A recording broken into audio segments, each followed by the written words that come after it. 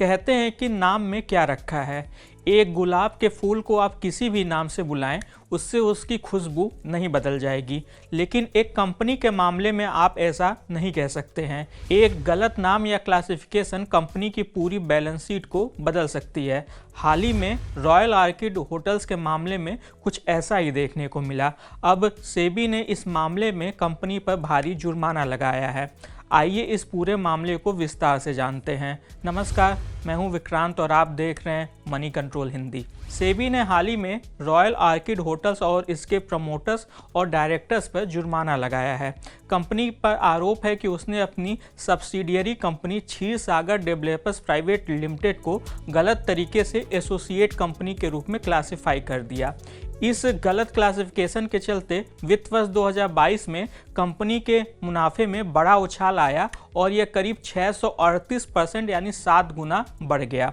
सेबी का कहना है कि अगर क्षीरसागर डेवलपर्स प्राइवेट लिमिटेड को पहले की तरह ही सब्सिडियरी कंपनी के रूप में दिखाया गया होता तो रॉयल आर्किड का मुनाफा महज 3.62 करोड़ रुपए होता, लेकिन इसे एसोसिएट कंपनी के रूप में क्लासिफाई करके रॉयल आर्किड ने अपना मुनाफा 26.78 करोड़ रुपए कर लिया, यानी कि मूल मुनाफे से करीब 23.15 करोड़ रुपए अधिक।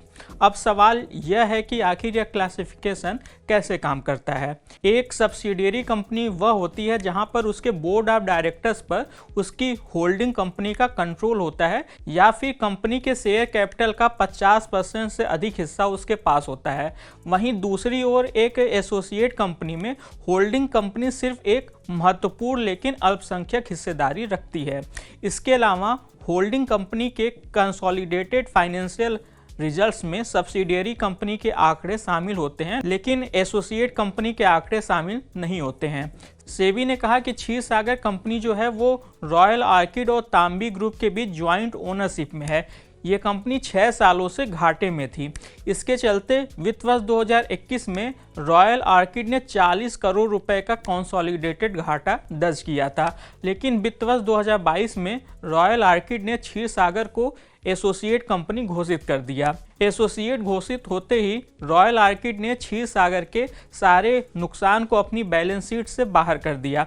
इससे कंपनी को 23.26 करोड़ रुपए का रीमेजरमेंट लाभ मिला और इसी के आधार पे इसने अपना शुद्ध मुनाफा 26.78 करोड़ रुपए दिखाया।